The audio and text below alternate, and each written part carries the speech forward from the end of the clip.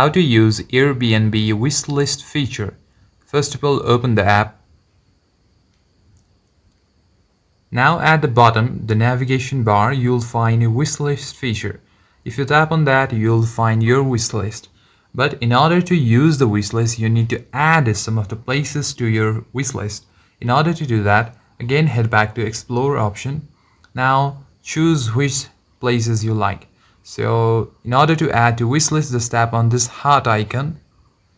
Now you can create any wishlist. So you can add my bucket list. Now tap on create. Now your first wishlist is created. Now tap on wishlist and here you will find your wishlist.